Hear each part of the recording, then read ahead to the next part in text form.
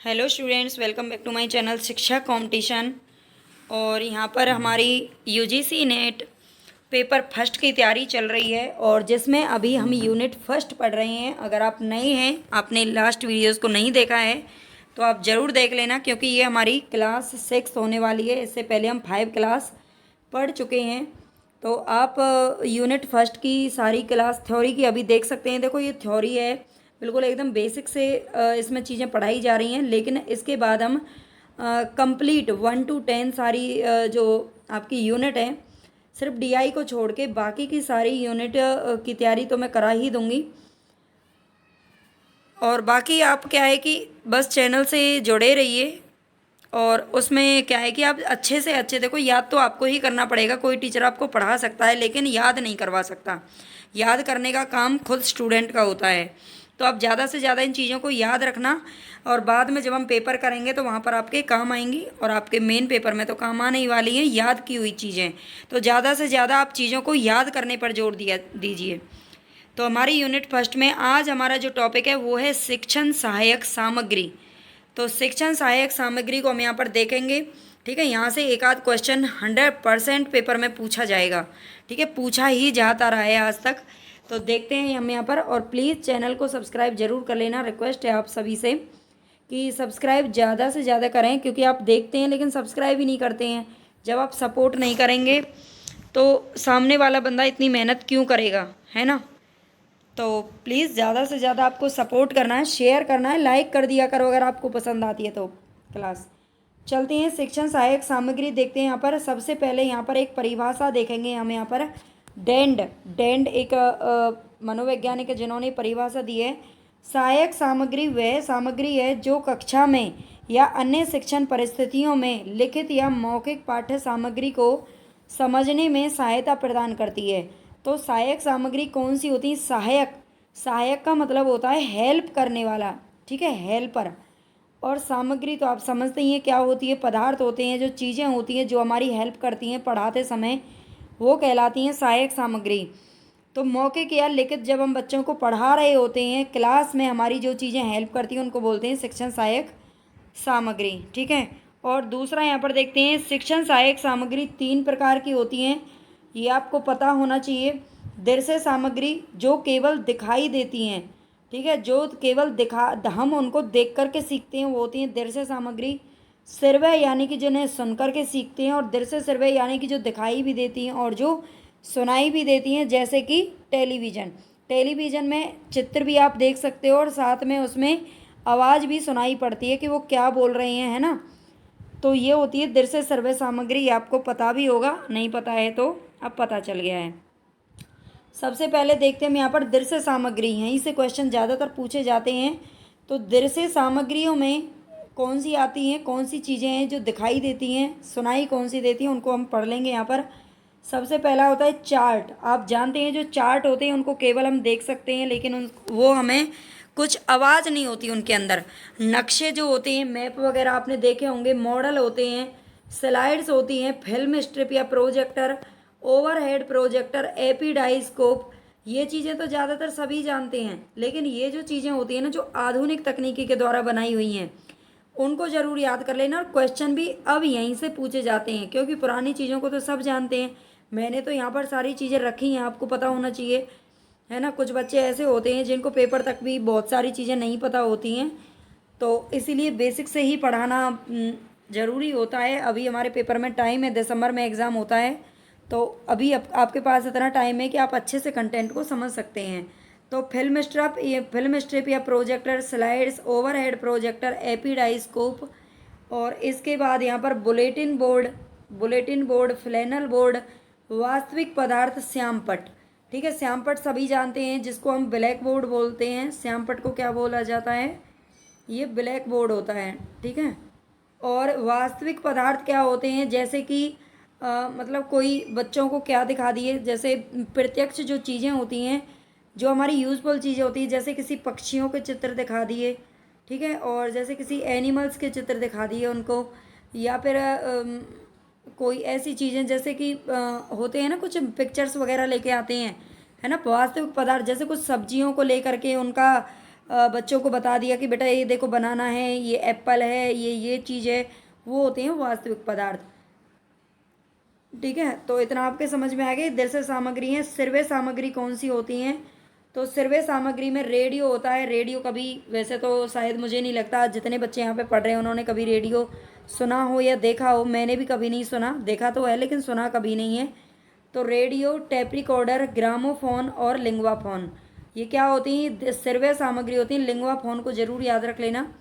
ठीक है, जो नई सी चीज़ें हैं ना, जो टप सी चीज़ें हैं, जो कभी नहीं सुनी है, नहीं देखी हैं, उनको जरूर याद रखना है। ये श्रव्य सामग्री के अंदर आता है लिंगवाफोन।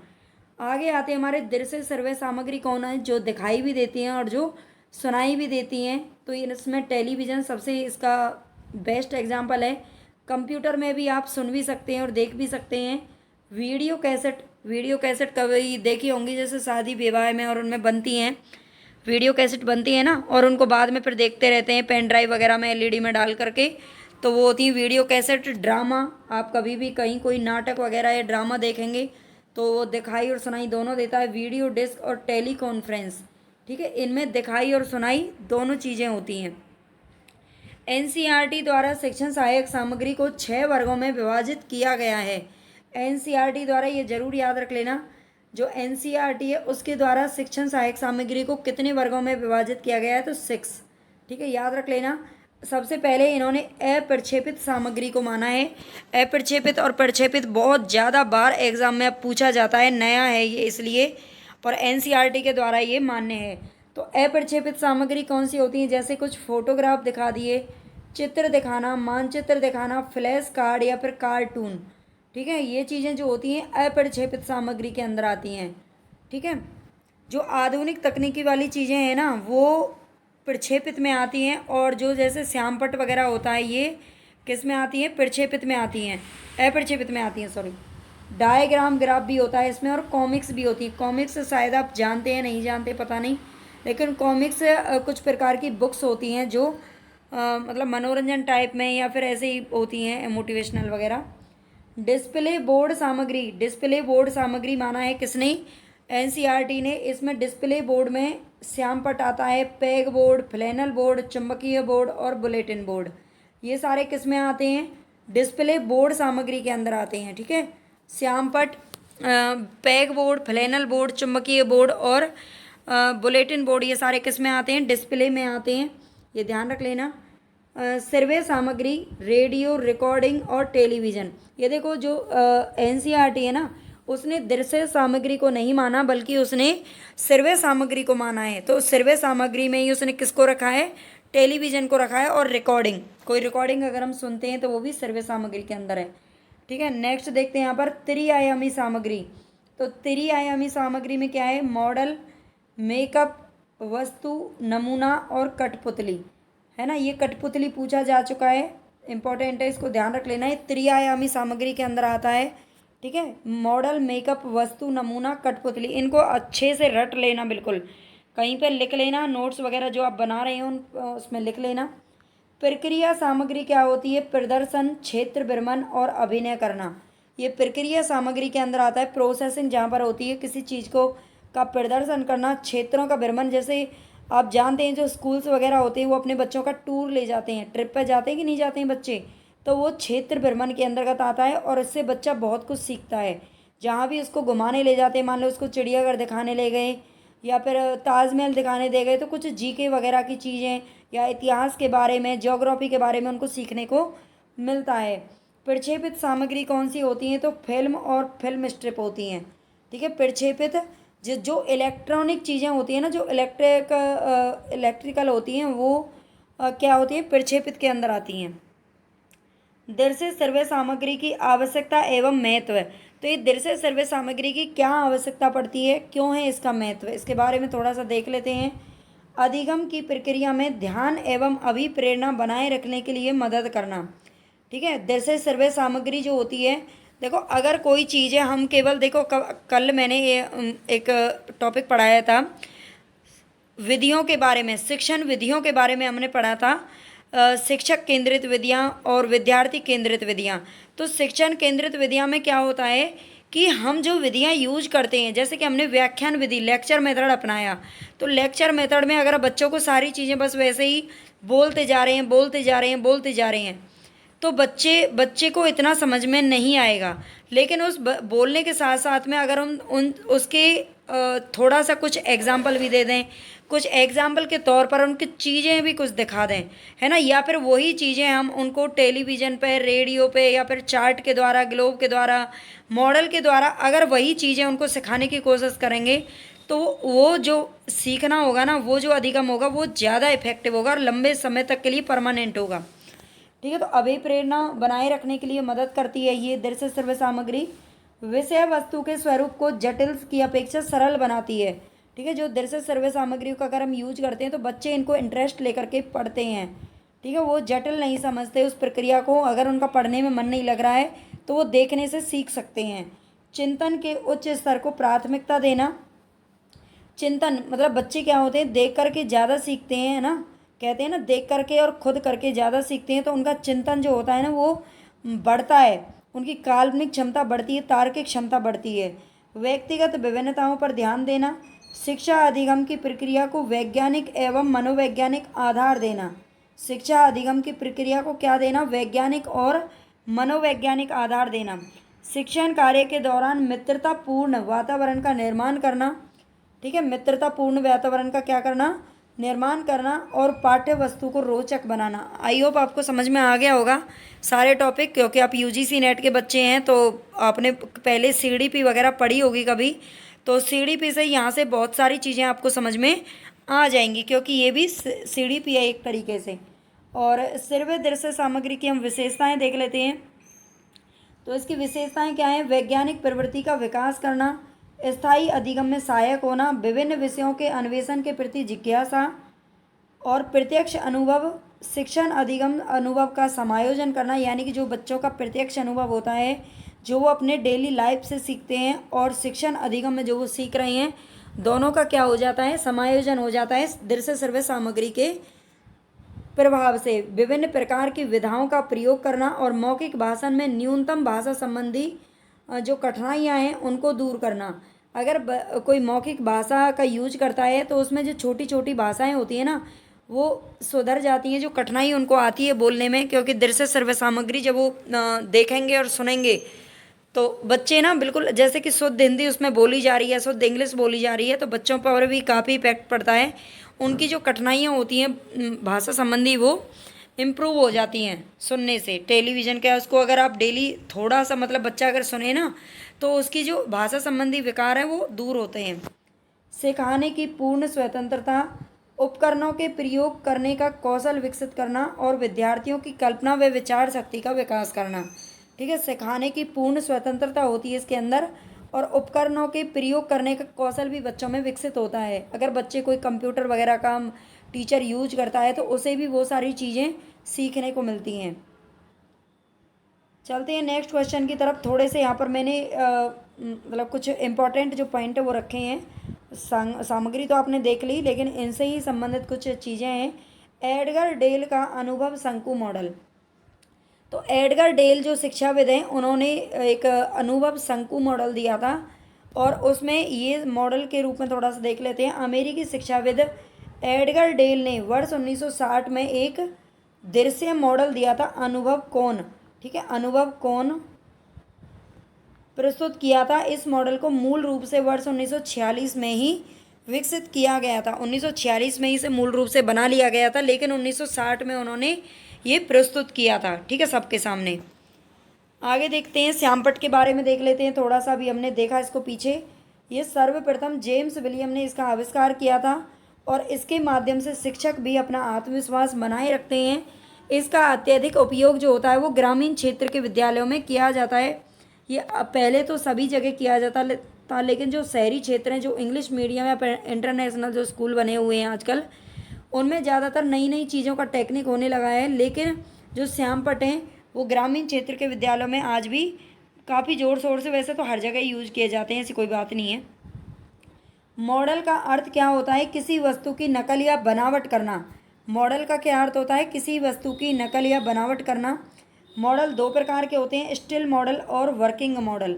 दो प्रकार के होते हैं। स्टिल मॉडल में वस्तु के आकार, प्रकार और आयाम का ज्ञान दिया जाता है। स्टिल मॉडल में क्या होता है, वस्तु के आकार, प्रकार और आयाम का ज्ञान दिया जाता है। लेकिन जो वर्किंग मॉडल होता है, वर्किंग मॉडल में स्टिल मॉडल के गुणों के अतिरिक्त उनके कार्य विधि का भी ज्ञान दिया जाता है ना। कार्य विधि भी साथ में इसमें बताई जाती है वर्किंग मॉडल में। अच्छे से इनको एक बार पढ़ लेना। सूक्ष्म से सूक्ष्म वस्तुओं के अध्ययन में स्लाइड्स काफ़ी उपयोगी है। यहाँ पर थोड़ा सा स्लाइड्स के बारे में देख लेते हैं। तो स्लाइड्स काफ़ी उपयोगी होती हैं सूक्ष्म से सूक्ष्म वस्तुओं के अध्ययन में। इनका प्रयोग शिक्षण कौशल को प्रभावी बनाता है। स्लाइड्स को सूक्ष्मदर्शी की सहायता से देखा जाता है। स्लाइड्स के माध्यम से जटिल व सूक्ष्म बातों को सरलता से विद्यार्थियों तक पहुँचाया जाता है। स्लाइड्स को प्रदर्शित करने के लिए प्रोजेक्टर की आवश्यकता पड़ती है। ठीक है, प्रोजेक्टर की आवश्यकता पड़ती है इसके अंदर। और स्लाइड्स निम्न प्रकार की होती है, 4 प्रकार की होती हैं ये। कौन कौन सी, लैंटर्न स्लाइड्स, सेलोफेन स्लाइड्स और glass slides, photographic slides.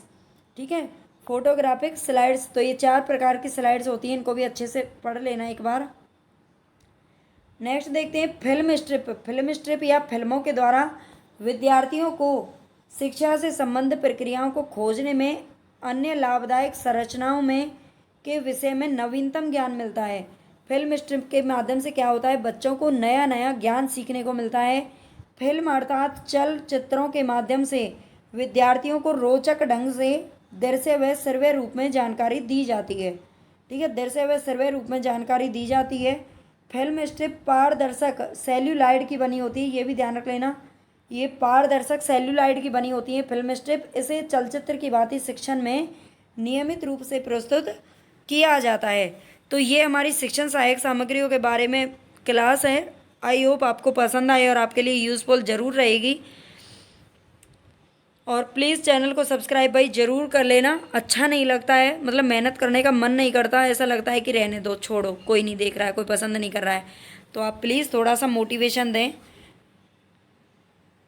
Hello students, welcome back to my channel. शिक्षा competition UGC NET paper first और उसकी यूनिट फर्स्ट हमारी चल रही है। और यूनिट फर्स्ट में आज हमारी जो थ्योरी क्लास है ये लास्ट क्लास होगी।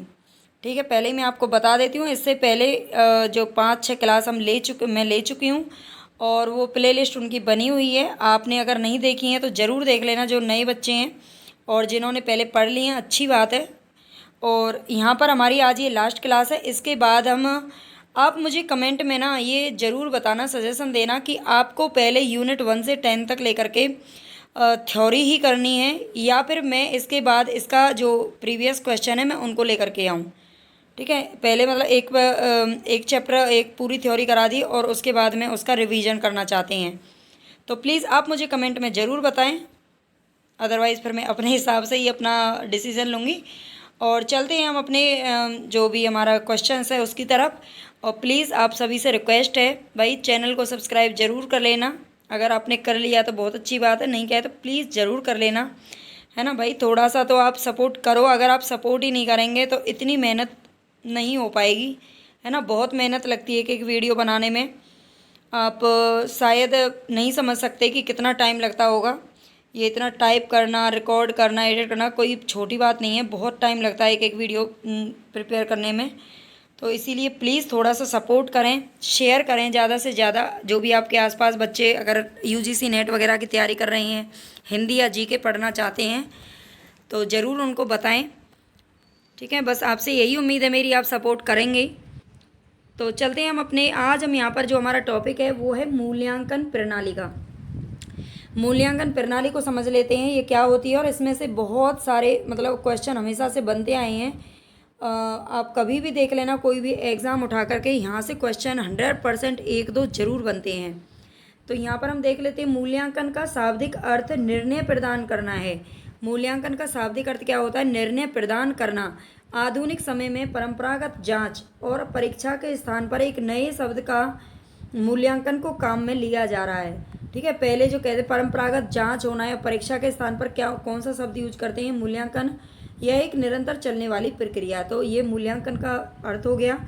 मूल्यांकन के उद्देश्य क्या है। मूल्यांकन का मतलब देखो, मैं आपको वैसे समझा देती हूँ बिल्कुल सरल भाषा में, कि जैसे आप जानते हैं अगर कोई भी पढ़ाई चल रही है, मान ली कोई क्लास है, अगर वो पढ़ाई चलती है और वो केवल पढ़ाई ऐसे ही चलती रहे, है ना, कोई एग्ज़ाम ही नहीं हो, कोई उसका कोई भी कोई परीक्षा ही नहीं हो, तो क्या वो बच्चे सीख पाएंगे? बताइए, क्या वो बच्चे सीख पाएंगे? बिल्कुल नहीं। जब एग्ज़ाम आते हैं ना, तभी बच्चे पढ़ने पर ध्यान देते हैं, है ना, इसीलिए बच्चे पढ़ते हैं एग्ज़ाम के लिए ही। बच्चों का मेन मोटिव ही यही होता है कि वो एग्ज़ाम में पास हो जाएं। चाहे उनको आप कितना भी समझा लो कि सिर्फ सीखना है, ये करना है, वो करना है, ये सब एक तरफ की बातें हैं, लेकिन रियलिटी यही है कि बच्चे पढ़ते ही एग्ज़ाम के लिए हैं।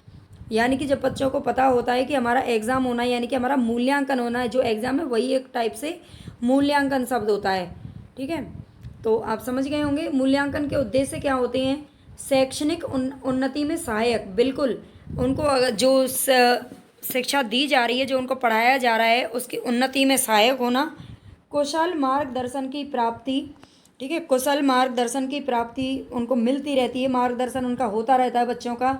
अगर कोई बच्चे के कम मार्क्स आ रहे हैं तो वो आगे और मोटिव होता है कि उसे आगे और अच्छे से पढ़ाई करनी है। मान लीजिए आप कोई एग्ज़ाम देने जा रही हैं, तो ऐसा थोड़ी आपने एक एग्ज़ाम दिया और उसमें मान लीजिए आपको सक्सेस नहीं मिली तो आप बस हार करके बैठ गए, नहीं, बल्कि आप ये सोचेंगे कि कहाँ पर मुझसे कमी रह गई, अभी मुझे कितना और पढ़ना है, मुझे अभी और कौन सा तरीका खोजना है, ठीक है, तो आप ज़रूर उसमें आगे सफल होने की कोशिश करेंगे। तो कुशल एक मार्गदर्शन मिल जाता है मूल्यांकन से। पाठ्यक्रम में संशोधन, पाठ्यक्रम जो बनाए जाते हैं बच्चों के लिए, बच्चों की जब क्लास चलती है उनको पाठ्यक्रम दिया जाता है कि यहाँ से इतना तुम्हें ये पढ़ना है, और जो पाठ्यक्रम मतलब उनका चैप्टर किस तरीके से रखे जाते हैं, कहानियाँ किस तरीके से पढ़नी है, सारी चीज़ें होती हैं। तो पाठ्यक्रम में संशोधन जब ही होता है जब मार्गदर्शन जो मूल्यांकन होता रहता है, मूल्यांकन हो गया, हाँ बच्चे इतना सारा सिलेबस नहीं कर पाएंगे तो उसमें संशोधन कर लिया जाता है। विद्यार्थियों का वर्गीकरण उसी के आधार पर किया जाता है। भविष्यवाणी करना, भविष्यवाणी का मतलब कहते नहीं है ये बच्चा तो बड़ा होकर डॉक्टर बनेगा, ये होती है भविष्यवाणी। मतलब बच्चे को देख करके ना मूल्यांकन उसके एग्ज़ाम के तौर पर ये पता लगा दिया जाता है कि बच्चा कैसा है पढ़ने में और वो क्या कर सकता है। निदान करना, किसी अगर उनके अंदर कोई कमजोरी है तो उसका निदान भी मूल्यांकन के बेस पर किया जाता है। अनुदेशन को प्रभावी बनाना, यानी कि जो अधिगम पढ़ाई है जो उसको प्रभावी बनाना। मूल्यांकन प्रक्रिया का महत्व, तो मूल्यांकन प्रक्रिया का महत्व क्यों है, इसकी आवश्यकता क्यों है। तो सबसे पहले तो सतत प्रक्रिया, यानी कि जो कंटिन्यूअस प्रोसेसिंग चलाने के लिए शिक्षक के द्वारा शिक्षण कार्य निरंतर कराया जाता है।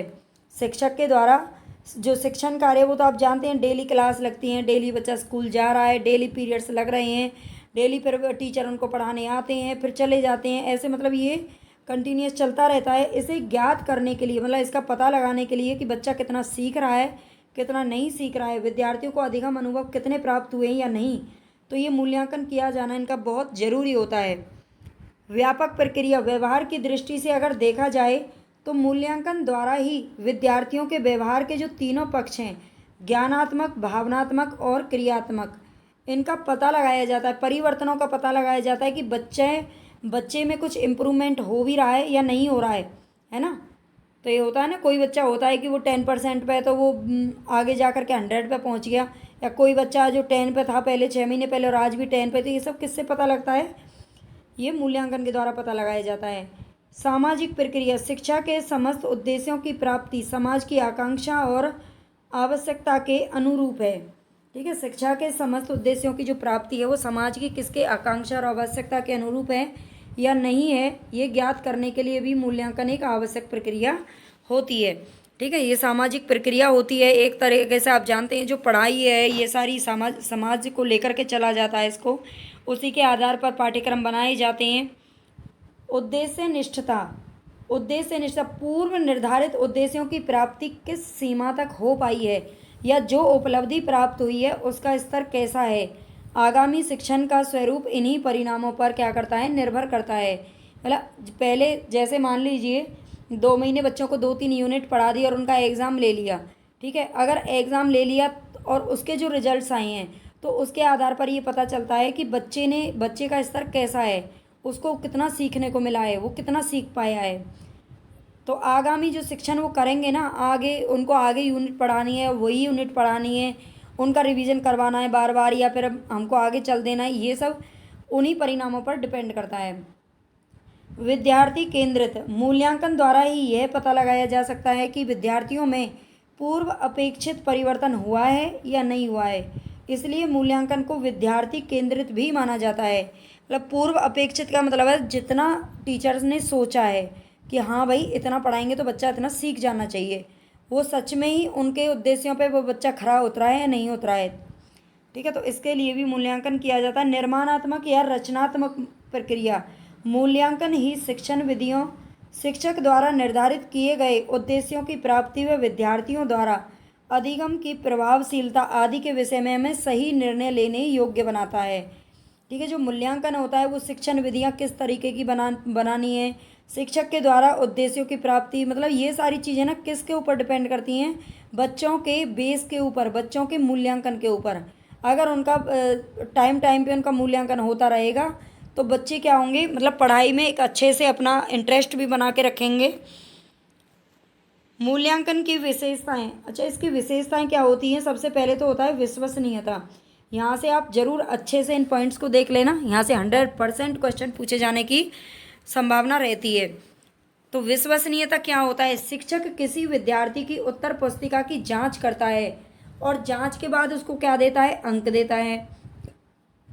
मतलब किसी बच्चे ने एग्ज़ाम दिया, बच्चे की कॉपी को किसी टीचर ने चेक किया, फिर उसी उत्तर पुस्तिका को, उसकी आंसर शीट को कितनी ही बार क्यों ना जांच लिया जाए, मतलब दूसरा कोई टीचर से अगर उसको उन्हीं टीचर जचवाएंगे तो एक ही बात है, वो तो वही बताएंगे, लेकिन किसी दूसरे टीचर को दे दिया जाए, क्रॉस चेकिंग के लिए होता है ना, उन दूसरे टीचर को दे दिया जाए कि ये आप चेक कर दीजिए अब इसको, अब वो भी चेक करें, फिर और किसी को दे दिया जाए वो भी चेक करें, लेकिन हर बार जो इसके अंक हैं वो क्या आने चाहिए, सेम आने चाहिए। मतलब 1-2 नंबर का फ़र्क हो तो कोई बात नहीं है, लेकिन सेम ही नंबर आने चाहिए।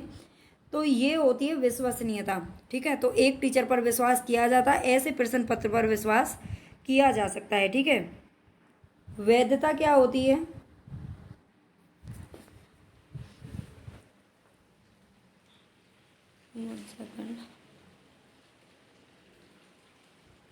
वैधता क्या होती है, ये सबसे ज़्यादा बार पूछा गया क्वेश्चन है। इसके अंतर्गत 2 विशेषताओं को शामिल किया जाता है। वैधता के अंदर क्या होता है, इसके अंतर्गत 2 विशेषताओं को शामिल किया जाता है। मूल्यांकन पत्र निर्धारित किए गए पाठ्यक्रमों के आधार पर ही बनाया जाना चाहिए। मूल्यांकन पत्र यानी कि जो एग्ज़ाम, जो पेपर आता है हमारे सामने, जब पेपर आता है तो हमें जो सिलेबस दिया गया है ना उसके आधार पर ही बनाया जाना चाहिए, ये होती है वैधता। और परीक्षा जिस विषय की हो उससे संबंधित प्रश्न ही पूछे जाने चाहिए। ऐसा नहीं है इंग्लिश का पेपर हो रहा है और एसएसटी का क्वेश्चन पूछ लिया। ठीक है, तो परीक्षा जिस विषय की उसी से संबंधित प्रश्न पूछे जाने चाहिए, ये होती है वैधता। विभेदीकरण, विभेदीकरण क्या होता है, पेपर का निर्माण करते समय ये ध्यान रखा जाना चाहिए कि पेपर तीनों स्तरों, यानी कि जो बच्चे बहुत इंटेलिजेंट हैं, प्रतिभाशाली हैं, उनके लिए भी, जो बच्चे मीडियम हैं, है ना, जो ज़्यादा इंटेलिजेंट भी नहीं है और ज़्यादा बेकार वाले में भी, डल में भी नहीं है, औसत बच्चे हैं, और जो मंद बुद्धि के बच्चे हैं, बिल्कुल सबसे कमज़ोर होते हैं ना, बैक बेंचर, है ना, उन विद्यार्थियों के अनुकूल होनी चाहिए, ये होता है विभेदीकरण। ठीक है, सारे बच्चों के को ध्यान में देखो, जो एक प्रश्न पत्र बनाया जाता है ना उसका ब्लूप्रिंट ऐसा होना चाहिए कि उसको तीनों स्तर के बच्चे थोड़ा थोड़ा कर लें। मतलब जो इंटेलिजेंट है वो तो सारा कर ही लेगा, उसकी बात अलग है, लेकिन पूरी तरह से ना टफ होना चाहिए, ना पूरी तरह से मॉडरेट, ना पूरी तरह से ईजी होना चाहिए। तो ऐसा प्रश्न पत्र बनाया जाना चाहिए, ये विभेदीकरण कहलाता है। ये पॉइंट याद रखने हैं आपको। और इसके साथ साथ विद्यार्थियों के अनुकूल होना चाहिए, साथ ही विद्यार्थियों को मूल्यांकन प्रक्रिया के बारे में भी जानकारी होनी चाहिए, यानी मूल्यांकन में न्याय संगतता की विशेषता भी होनी चाहिए। आगे देखते हैं समग्रता। समग्रता क्या होती है, प्रश्न पत्र के लिए जो भी पाठ्यक्रम निर्धारित किया गया है उसके संपूर्ण भागों से, समग्रता यानी कि सारा कुछ लेना है, संपूर्ण भागों से प्रश्नों को सम्मिलित किया जाना चाहिए, तभी विद्यार्थियों की मानसिक एवं बौद्धिक योग्यता का पता लगाया जा सकता है। आपने देखे होंगे जो पोस्ट ग्रेजुएशन वाले जो पेपर होते हैं ना, आपने दिए होंगे, ज़रूर जानते होंगे सभी, तो उसमें 16-16 नंबर के, 18-18 नंबर का एक एक क्वेश्चन दे दिया जाता है और पूरी बुक पढ़ने की ज़रूरत ही नहीं पड़ती। उसमें पता होता है पहले ही, वो ऐसे टाइप क्वेश्चन होते हैं और उनमें पहले ही पता होता है कि इसमें से मतलब इसमें से मान लो उसमें 10 अगर क्वेश्चन 10 यूनिट दे रखे हैं, 10 क्वेश्चन दे रखे हैं पूरी बुक में, तो उसमें से बच्चा ना 3 या 4 ही याद करके ले जाता है। उनको पता ही ये क्वेश्चन जरूर मिल जाएंगे वहाँ पे, क्योंकि उसमें इतना ऑप्शन दे रखे होते हैं, अथवा अथवा अथवा अथवा, है ना। और में ऑप्शन दे रखे होते हैं, ये कर लो या ये कर लो, ये कर लो या ये कर लो, ये कर लो, ऐसे करके होता है ना। तो ज़रूर आप जानते होंगे बिल्कुल। लेकिन इसमें ये बोल रखा है कि समग्रता होनी चाहिए पेपरों में।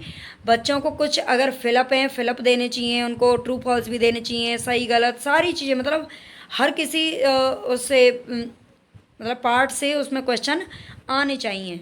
ये है कहने का मतलब, समग्रता होनी चाहिए, तभी मूल्यांकन अच्छी तरीके से हो पाएगा। उद्देश्य निष्ठता, उद्देश्य निष्ठता में क्या होता है, प्रश्न पत्र तैयार करते समय निश्चित उद्देश्यों का ध्यान जरूर रखना चाहिए, है ना, कि हमारे उद्देश्य क्या हैं और हम बच्चों से क्या एक्सपेक्ट कर रहे हैं, तो उसी हिसाब से प्रश्न पत्र बनाए जाने चाहिए। वस्तुनिष्ठता होनी चाहिए। प्रश्न पत्र में बहुवैकल्पिक यानी कि एमसीक्यू टाइप में, या फिर सही गलत, ट्रू फॉल्स, फिलअप, मैचिंग, इस टाइप के जो क्वेश्चन होते हैं वो भी थोड़े बहुत ज़रूर होने चाहिए, और वस्तुनिष्ठ प्रश्नों को भी शामिल किया जाना चाहिए। उत्तर पुस्तिका की जांच करते समय शिक्षक के व्यक्तिगत संवेगों में पूर्वाग्रह का प्रभाव विद्यार्थियों की उत्तर पुस्तिका पर नहीं पड़ना चाहिए। आगे होगा आपके समझ में कि वस्तुनिष्ठता में क्या होना चाहिए। उत्तर पुस्तिका, देखो ऐसा होता है जब ऐसे टाइप क्वेश्चन करके आते हैं ना कोई, और मान लीजिए वो टीचर के पास पहुंच गई वो कॉपी चेक करने के लिए, कोई टीचर तो बहुत स्ट्रिक्ट तरीके से मार्क्स देता है, कोई बहुत लूज तरीके से देता है ना। कोई तो मतलब एक कमज़ोर बच्चा है उसको भी 90 आउट ऑफ 100 दे देता है, कोई बहुत इंटेलिजेंट बच्चा है कहीं उसको 70 ही नंबर मिल रहे हैं एक ही पे में, जबकि वो बहुत इंटेलिजेंट है। ये कई बार ना टीचर के ऊपर भी डिपेंड करता है ना। हमने भी कॉपी चेक करी है, मैं बताती हूँ आपको बिल्कुल, बोर्ड वगैरह की और उनकी, तो उनमें पता है बिल्कुल यही होता है। कई बार होता है ना कि अरे इतना इंटेलिजेंट बच्चा था और उसकी परसेंटेज कम रह गई, और जो बहुत उसके लेवल का बच्चा नहीं है और उसकी परसेंटेज ऊपर निकल गई, तो ऐसा कैसे हो गया। बिल्कुल इसमें ना बहुत रोल रहता है टीचर का। मैंने जहाँ तक देखा है ना, कुछ टीचर ऐसे होते हैं इतनी लूज़ मार्किंग करते हैं कि बच्चा बस कुछ भी लिख जाए, है ना, ABCD F Z कुछ भी लिख जाए, बस वो कॉपी भर जाए तो उस पर ही नंबर दे देते हैं। कुछ टीचर ऐसे होते हैं मेरी तरह कि चाहे बच्चा अगर मतलब उसको टॉपिक पे ही क्वेश्चन लिखना है, ऐसा नहीं है वो कुछ भी लिख जाए तो नंबर मिल जाएगा। उनको बिल्कुल सही एकदम एक्यूरेट, उनको अच्छे से मतलब समझ में आना चाहिए टॉपिक, तब उनको नंबर मिलते हैं। ठीक है, तो तभी ऐसा वो परसेंटेज में ऊपर नीचे होता है, शायद आपको नहीं पता हो, पता चल जाएगा। तो ये वस्तुनिष्ठता जरूर होनी चाहिए। और एक होता है व्यक्तिगत जो संवेग होते हैं ना, कोई यही व्यक्तिगत संवेग ही समझ लीजिए आप, कोई कम देता है कोई ज़्यादा देता है। कोई टीचर है मान लीजिए कॉपी चेक करने आया और घर से वो लड़के आ गया, अब वो उन बच्चों पे अपना गुस्सा निकाल देगा, या तो है ना, कई बार ऐसा होता है। किसी इंसान का मतलब दिमाग इतना तेज होता है, वो एकदम गुस्से में रहता है 24 घंटे, वो बच्चों पे ही अपना गुस्सा निकाल देता है, उनको कम नंबर दे देता है। बहुत बार ऐसा मैंने देखा है और होता है, और बिल्कुल बहुत बार देखा है। तो ऐसा होता है, इसीलिए आजकल जो टेस्ट वगैरह के जो एग्ज़ाम बनाए जाते हैं ना, आप जानते हैं अब MCQ टाइप में क्वेश्चन आते हैं, तो उनमें तो ये होता है कि अगर सही है तो सही, गलत है तो गलत, है ना। उसमें किसी इंसान की जो संवेग हैं वो उसमें काम नहीं करते, है ना, उनकी लूज़ मार्किंग और टफ मार्किंग का कोई फ़र्क नहीं पड़ता उस पर। तो ये बिल्कुल सही सही है। वैसे तो एक देखो तो बहुत अच्छा तरीका लगता है। चलते हैं आगे। मानकता, मानकता क्या होती है, प्रश्न पत्र एक निश्चित मानक पर आधारित होना चाहिए। जैसे उत्तीर्ण होने के लिए, जैसे 10th 12th में होता है ना, मतलब अगर वो पास होने के लिए उसे कम से कम 33% अंकों की ज़रूरत पड़ेगी, या अगर उसको फर्स्ट डिवीज़न लानी है तो 60% अंकों की अनिवार्यता ज़रूरी होती है ना। 60 से ऊपर आ गए तो मेरिट बन गई है, 60 तक है तो फिर ऐसे करके फर्स्ट डिवीज़न सेकंड डिवीज़न के लिए एक मानक स्तर उनका होना चाहिए। व्यवहारिकता, व्यवहारिकता क्या होती है, मूल्यांकन प्रक्रिया सुविधाजनक व व्यवहारिक होनी चाहिए। प्रश्न पत्र ऐसे होने चाहिए जिनमें समय और धन दोनों की ही बचत हो। साथ ही प्रश्न पत्र की गुणवत्ता का भी ध्यान रखा जाना चाहिए। गुणवत्ता का मतलब होता है प्रश्न पत्र यानी कि कागज़ वगैरह की क्वालिटी, या फिर उसमें जो इंक से जिसकी छपाई हुई है या जिस पेन से लिखा गया है वो अच्छी क्वालिटी का होना चाहिए, है ना, ये व्यवहारिकता में आता है। नेक्स्ट चलते हैं मूल्यांकन के प्रकार। मूल्यांकन के प्रकार यहाँ पर देख लेते हैं। परिमाणात्मक मूल्यांकन। तो परिमाणात्मक मूल्यांकन क्या होता है? अन्य मूल्यांकन की तुलना में ये अधिक उपयोगी, विश्वसनीय और वैध होता है। ठीक है, परिमाणात्मक जो मूल्यांकन है वो अधिक विश्वसनीय होता है। मौखिक परीक्षा और लिखित परीक्षा इसके महत्वपूर्ण अंग हैं। मौखिक परीक्षा क्या होती है? इसमें मौखिक परीक्षा का प्रयोग सर्वप्रथम सबसे पहले औपचारिक रूप से ग्लेडाइडस ने किया था। ठीक है, इनका नाम याद रख लेना भाई साहब का। ग्लेडाइडस ने किया था और इसके बाद सुकरात ने इस परीक्षा प्रणाली को लोकप्रिय बनाया था। किसको? मौखिक परीक्षा को। ठीक है, होता है ना जैसे छोटे बच्चों के आजकल आप देखते होंगे, आपने देखा हो या आसपास आपके स्कूल्स में घर में छोटे बच्चे हों तो वो क्या करते हैं बच्चों का मतलब पहले ओरल टेस्ट होता है ना, और यानी कि जो चीज़ें उसने पढ़ी हैं जिनका रिटन एग्ज़ाम होता है वो थोड़ा बहुत उसका 10-20 नंबर का कुछ ओरल भी होता है।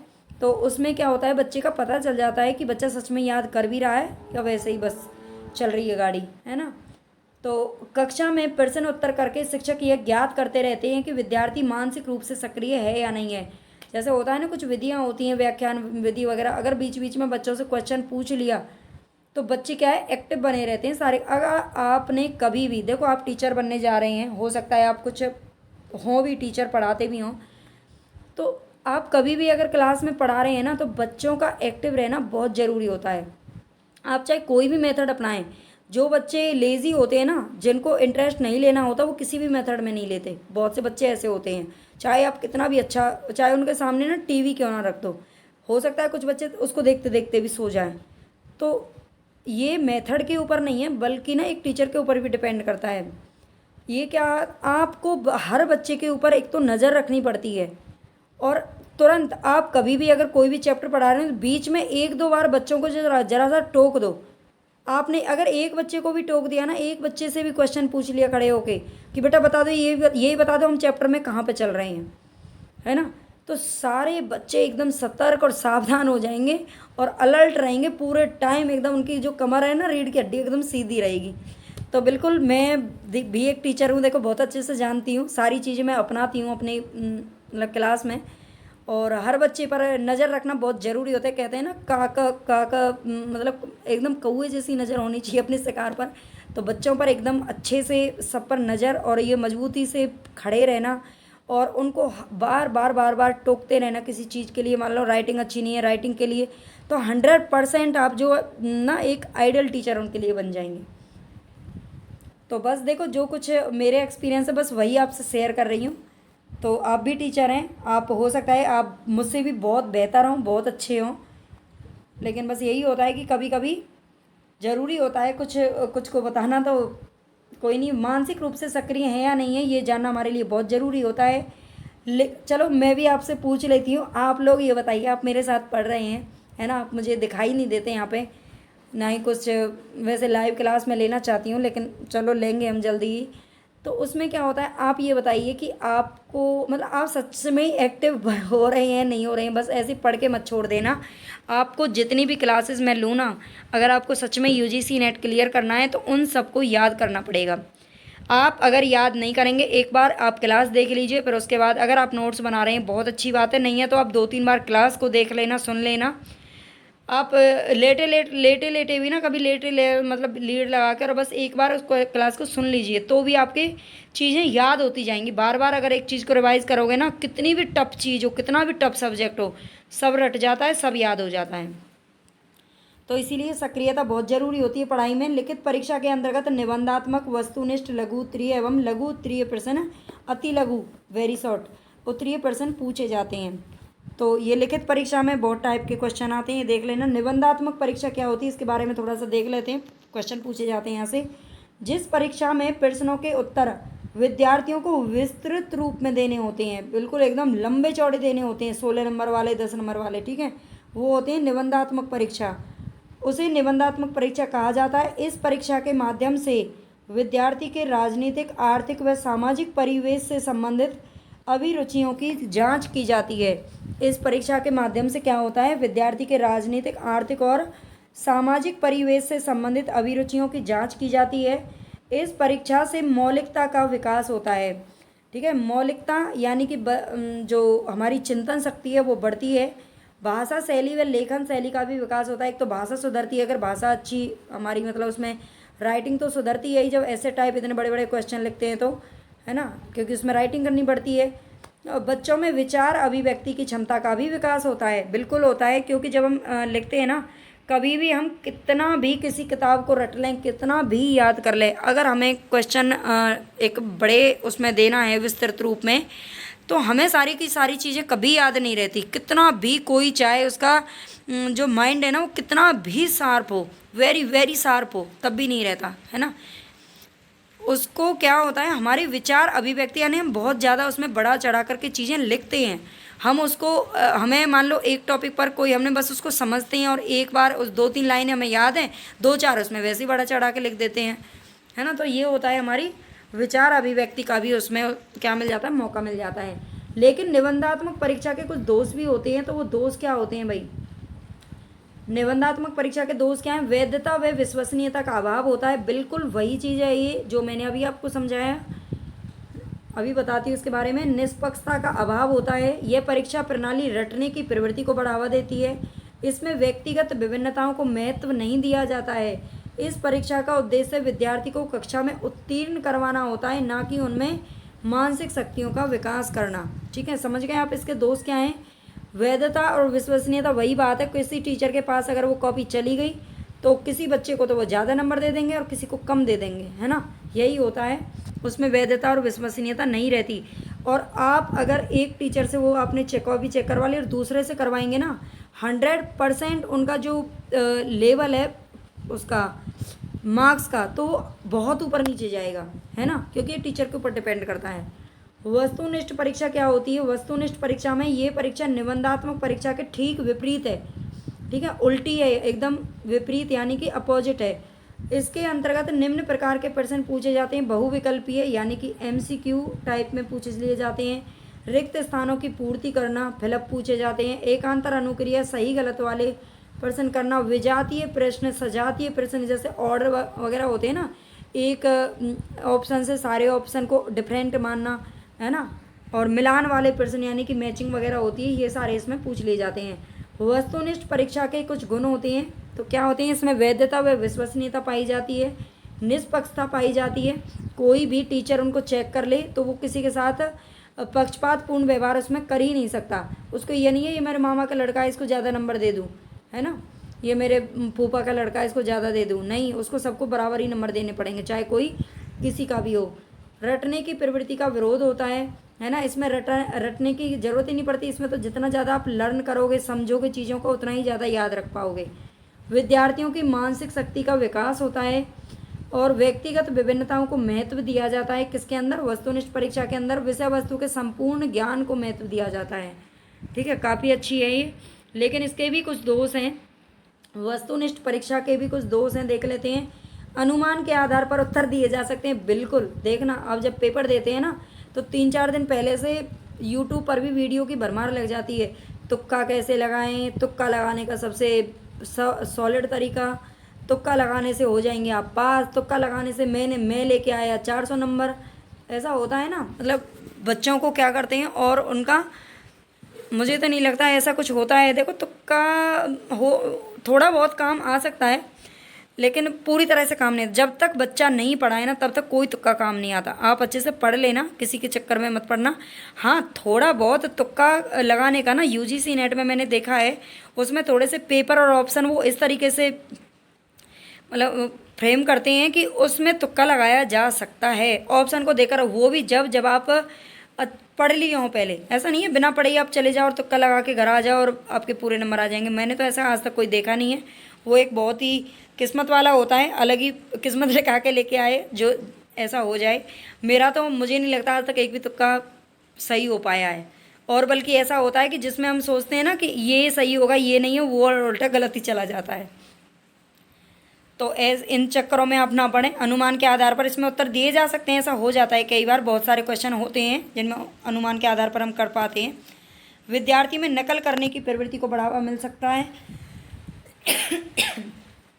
देखो जो ऐसे टाइप क्वेश्चन है उनको तो हम एक दूसरे के में से देख ही नहीं सकते, क्योंकि बहुत लंबे लंबे हैं, इतना कोई बताएगा नहीं। लेकिन इसमें किसी ने जरा सा इशारा भी आपको दे दिया ना तो भी आप समझ जाएंगे, ABCD ऐसे करके। तो नकल करने की प्रवृत्ति को बढ़ावा मिल सकता है।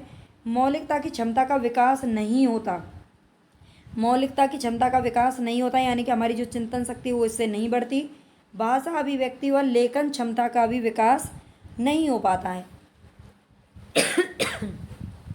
तो भाषा अभिव्यक्ति इसमें नहीं हो पाती ठीक ढंग से, ठीक है। गुणात्मक मूल्यांकन, गुणात्मक मूल्यांकन क्या होता है?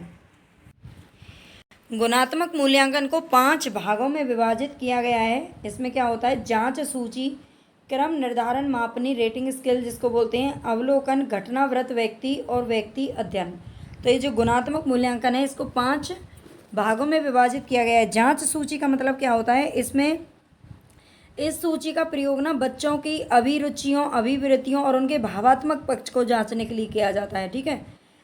क्रम निर्धारण, मापनी यानी कि रेटिंग स्केल जिसको बोलते हैं, बच्चों की योग्यता के अनुसार उनको क्या करना है? गुणात्मक विवरण करना, प्रस्तुत करना, ठीक है। और इसका प्रयोग जो होता है ना वो बड़े बच्चों के लिए किया जाता है, यानी कि हाई एजुकेशन वाले बच्चों के लिए किया जाता है क्रम निर्धारण, मापनी। और अवलोकन क्या होता है? अवलोकन का मतलब होता है बच्चों को ऑब्जर्व करते रहना और उनका मूल्यांकन करना। घटनावृत्त व्यक्ति क्या होते हैं? हमारे विद्यार्थियों के जीवन में कोई भी ऐसी घटना हुई हो उनके आधार पर उनका क्या करना? वर्णन या वर्णन करना। इसको वास्तविक रिकॉर्ड भी कहा जाता है। और व्यक्ति अध्ययन यानी कि व्यक्ति का अध्ययन करना। व्यक्ति का अध्ययन तो व्यक्तिगत अध्ययन ही हो गया। आगे देखते हैं निर्माणात्मक या रचनात्मक मूल्यांकन क्या होता है। रचनात्मक मूल्यांकन विद्यार्थियों की सहभागिता पर बल देता है। जो रचनात्मक मूल्यांकन है ये विद्यार्थियों की सहभागिता पर बल देता है। यह शिक्षक द्वारा मूल्यांकन के साथ साथ स्वयं मूल्यांकन में सहपाठी मूल्यांकन की भूमिका को भी प्रकाश में लाता है। जो निर्माणात्मक मूल्यांकन है, रचनात्मक मूल्यांकन भी से बोलते हैं, ये होता है FA1 FA2 होते हैं। अगर आपने देखा हो, बच्चे पढ़ते हैं हमारे छोटे इसलिए हम जानते हैं कि उनके FA1 FA2 इस टाइप के जो क्वेश्चन होते हैं, पेपर होते हैं, तो ये निर्माणात्मक मूल्यांकन के अंदर आते हैं, ठीक है। मतलब हर जैसे 2 यूनिट पढ़ाई 2 यूनिट पढ़ाई, जैसे आप देखते हैं ना छोटे बच्चों के एग्ज़ाम साल में कई बार होते हैं। मतलब मई में एग्ज़ाम, फिर जुलाई में पढ़ लिया, अगस्त में एग्ज़ाम हो गए, फिर सितंबर पढ़ लिया, अक्टूबर में एग्ज़ाम हो गए, फिर हाफ ईयरली एग्ज़ाम। ये होते हैं संकलनात्मक मूल्यांकन। जो ईयरली और हाफ ईयरली होती है इनको संकलनात्मक मूल्यांकन कहते हैं। इनको SA बोला जाता है, ठीक है, SA बोला जाता है। और इनको क्या बोला जाता है? निर्माणात्मक मूल्यांकन को क्या बोलते हैं? यानी कि उनका F यानी कि फॉर्मेट असेसमेंट, ठीक है। तो संकलनात्मक मूल्यांकन होता है, इसका उद्देश्य ये पता करना होता है कि एक विशेष अवधि पूरी होने पर, विशेष अवधि का मतलब है जितना उन्होंने उद्देश्य निश्चित रखा हुआ है, जैसे पूरा साल सेशन ख़त्म हो गया और बच्चों का मूल्यांकन कर लिया, उनका एग्ज़ाम करा दिया और फिर उनको उसके आधार पर उनका पता चलेगा, मूल्यांकन करना होता है कि वो नेक्स्ट क्लास में जाएंगे या नहीं जाएंगे, ठीक है। शैक्षिक उद्देश्यों को किस मात्रा में पूरा कर लिया गया है, ये मूल्यांकन कोर्स का ग्रेड देने या फिर ये प्रमाणित करने के लिए होता है कि एक विशेष कार्यक्रम के पश्चात विद्यार्थी ने निर्धारित अधिगम उद्देश्यों को कितनी अच्छी तरह से पूरा किया है। तो संकलनात्मक मूल्यांकन यही होता है, ठीक है। नेक्स्ट चलते हैं सतत और व्यापक मूल्यांकन। तो सतत और व्यापक मूल्यांकन क्या है? इस मूल्यांकन में विद्यार्थी के विकास के सभी पक्ष शामिल रहते हैं। जो सतत और व्यापक मूल्यांकन होता है, इस मूल्यांकन में विद्यार्थी के विकास के सभी पक्ष शामिल रहते हैं, जिसमें दोहरे उद्देश्यों पर बल दिया जाता है। यह उद्देश्य एक और मूल्यांकन में निरंतरता और व्यापकता रूप से सीखने के मूल्यांकन पर तथा दूसरी ओर व्यवहार के परिणामों पर आधारित होती है। निःशुल्क और अनिवार्य शिक्षा अधिनियम RTE 2009 के अनुसार CCE को प्रत्येक बच्चे की प्रारंभिक शिक्षा पूरी होने तक लागू किया जाए, यानी कि 1 से लेकर 5th क्लास तक इसको लागू किया जाना चाहिए। सतत और व्यापक मूल्यांकन यानी कि बच्चों के बार बार एग्ज़ाम करा लेना, उनके टेस्ट वगैरह होते रहने चाहिए। तो CCE के उद्देश्य क्या होते हैं? बोधात्मक, मनोप्रेरक और भावनात्मक कौशलों के विकास में सहायता करता है, सीखने की प्रक्रिया पर बल देना और याद रखने पर बल नहीं देना, ठीक है। वो रटने पर बल नहीं देता बल्कि उनको बच्चों को सीखना आना चाहिए। मूल्यांकन को अध्यापन अधिगम प्रक्रिया का हिस्सा बनाना, सामाजिक उपयोगिता, वांछनीयता या फिर एक कार्यक्रम की प्रभावशीलता का निर्धारण करना और विद्यार्थियों के और विद्यार्थियों के सीखने की प्रक्रिया और सीखने के परिवेश के बारे में उपयुक्त निर्णय लेना, विद्यार्थियों में परीक्षा के डर को कम करने में सहायता करना, अध्यापन और अधिगम प्रक्रिया को विद्यार्थी केंद्रित कार्यकलाप बनाना। ठीक है, अध्यापन और अधिगम प्रक्रिया को विद्यार्थी केंद्रित कार्यकलाप बनाना, ये सारे क्या होते हैं, सीसीई के उद्देश्य होते हैं। आप इनको एक बार और अच्छे से देख लेना, समझ लेना, और प्लीज़ चैनल को सब्सक्राइब ज़रूर कर लेना, लाइक ज़रूर कर दिया करो अगर आपको क्लास पसंद आती है तो। ठीक है, और शेयर करना है आपको ज़्यादा से ज़्यादा, जितना ज़्यादा आप सपोर्ट करेंगे उतना ही ज़्यादा अच्छा कंटेंट और रिवीजन आपका यहाँ से बाद में हो जाएगा। Thank you. Hello everyone, welcome back to my channel शिक्षा कंपटीशन। और यहाँ पर आज हम शुरू करने जा रहे हैं यूजीसी नेट 2024 दिसंबर में जो पेपर होने वाला है उसके लिए पेपर फर्स्ट की तैयारी। तो पेपर फर्स्ट में पहले हम कुछ थ्योरी क्लास लेंगे। थ्योरी क्लास आपके लिए, देखो कंटेंट पहले स्ट्रॉन्ग होना बहुत ज़रूरी होता है। अगर आपको बेसिक समझ नहीं है, कंटेंट की ही समझ नहीं है, कंटेंट आपको समझ में नहीं आया, तो फिर प्रैक्टिस भी करने का कोई फ़ायदा नहीं होता। प्रैक्टिस जब ही होती है, और प्रैक्टिस वाले जो क्वेश्चन होते हैं वो तभी समझ में आते हैं जब आप पहले कंटेंट की रीडिंग कर चुके होते हैं। ठीक है, तो इसीलिए मैंने यहाँ पर ये मतलब डिसीजन लिया है। अभी पहले मैं आपको कुछ थ्योरी क्लासेस दूंगी, साथ में हमारी प्रीवियस क्लासेस, प्रीवियस जो पेपर हैं उनकी भी रिवीजन चलेगा। लेकिन पहले मुझे लगता है आप वैसे भी जो भी मतलब बच्चे देखें वो प्लीज़ बता देना मुझे, आप जो भी सजेशन देंगे हम उसी हिसाब से क्लास लेंगे कि आप किस तरीके से तैयारी करना पसंद करते हैं। क्या आप थ्योरी पढ़ना चाहते हैं, या फिर आप थ्योरी पढ़ चुके हैं, आप केवल रिवीजन करना चाहते हैं। ठीक है, अगर आप थ्योरी पढ़ना चाहते हैं तो थ्योरी भी, वैसे कुछ क्लासेस तो मैं थ्योरी की ज़रूर लूँगी, साथ में हम वो क्वेश्चन पेपर भी कर लेंगे, क्योंकि थ्योरी भी बहुत ज़रूरी होती है। जो न्यू बच्चे हैं, बिगनर बच्चे हैं, उनके लिए बहुत ही इंपॉर्टेंट है। तो चलते हैं हम अपनी क्लास की तरफ। और प्लीज़ उससे पहले मैं आप सभी से रिक्वेस्ट करती हूँ कि जो भी बच्चे देखें, जिन्होंने पहले सब्सक्राइब कर लिया अच्छी बात है, उनको दिल से धन्यवाद। जिन्होंने नहीं किया वो सब्सक्राइब ज़रूर कर लेना। आप अपना थोड़ा सा मतलब एक आपकी ड्यूटी बनती है कि आप मतलब किसी को कुछ, कोई आपको कुछ दे रहा है तो आप बदले में उसको थोड़ा बहुत कुछ दे दें। तो बस बदले में यही है कि आप, बहुत खुशी होती है कि आप सब्सक्राइब कर लें चैनल को। वीडियो को अगर आपको पसंद आ रही है तो लाइक ज़रूर कर देना, और शेयर ज़्यादा से ज़्यादा आपको करना है। तो बस ये हो गई मेरी तरफ से ही बात, बाकी आगे आपका मैं टाइम वेस्ट बिल्कुल नहीं करूँगी। तो चलते हैं हम अपनी क्लास की तरफ। ई शिक्षा बढ़ाने हेतु सरकार के प्रयास, जो हमारी यूनिट फर्स्ट है पेपर फर्स्ट की, उसके यहाँ पर मैंने कुछ जो इम्पोर्टेंट हैं वो यहाँ पर पॉइंट रखे हैं। तो ई शिक्षा आप समझते हैं क्या होती है। जैसे कि अब जो आप पढ़ रहे हैं ये एक तरीके से ई शिक्षा ही है। क्या ये ई शिक्षा है? तो इसको बढ़ाने के लिए सरकार की तरफ से क्या प्रयास किए गए हैं, तो देख लेते हैं हम यहाँ पर। स्वयं, यहाँ पर जो उन्होंने एक प्लेटफॉर्म है स्वयं के नाम से शुरू किया है। तो स्वयं में क्या होता है, इसकी स्पेलिंग भी याद रख लेना, क्योंकि स्पेलिंग से ही इसकी जो फुल फॉर्म है वो बनती है। तो स्वयं में क्या है, स्वयं SWAYAM, study waves of active learning for young aspiring minds. ये इसकी फुल फॉर्म आप अच्छे से याद रख लेना, क्योंकि इनकी फुल फॉर्म पूछी जाती है। Study waves of active learning for young aspiring minds. ठीक है, ये ध्यान रख लेना। और ये किसके लिए है, यह एक एकीकृत मंच है। जो स्वयं है ये एक एकीकृत मंच है जो 9वीं कक्षा से लेकर के 12वीं कक्षा तक, 12वीं कक्षा तक और स्नातकोत्तर स्तर तक ऑनलाइन पाठ्यक्रम प्रदान करता है। 9th से 12th तक जो स्कूलिंग शिक्षा है उसके लिए भी, और स्नातकोत्तर यानी कि पोस्ट ग्रेजुएट तक के स्तर के लिए ऑनलाइन पाठ्यक्रम क्या करता है, प्रदान करता है। NCERT कक्षा 9th to 12th तक के लिए 12 विषयों में, कितने विषयों में, 12 विषयों में स्कूली शिक्षा हेतु बड़े पैमाने पर ऑनलाइन पाठ्यक्रमों का मॉड्यूल विकसित कर रहा है। तो स्वयं का जो वर्क है उसका क्या काम है ये आपको याद रख लेना है, उसकी फुल फॉर्म याद रखनी है। ठीक है, तो ये चीज़ें आपको इतना याद रखना पड़ेगा। नेक्स्ट क्वेश्चन देखिए यहाँ पर, राष्ट्रीय डिजिटल लाइब्रेरी। तो राष्ट्रीय digital library, national digital library का क्या काम है? भारत की राष्ट्रीय डिजिटल लाइब्रेरी एक एकल खिड़की खोज सुविधा के तहत सीखने के संसाधनों के आभासी भंडार का एक ढांचा विकसित करने की परियोजना है। तो राष्ट्रीय डिजिटल लाइब्रेरी से तो आप समझते ही हैं, लाइब्रेरी में क्या होता है, जो बुक्स का भंडार होती है ना, जहाँ पर कोई भी बच्चा अपनी इच्छा से मतलब पढ़ सकता है। वहाँ पर कोई भी जो भी वो बुक पढ़ना चाहे, जिसकी भी वो तैयारी करना चाहे, वो बैठकर वहाँ पर आराम से पढ़ सकता है।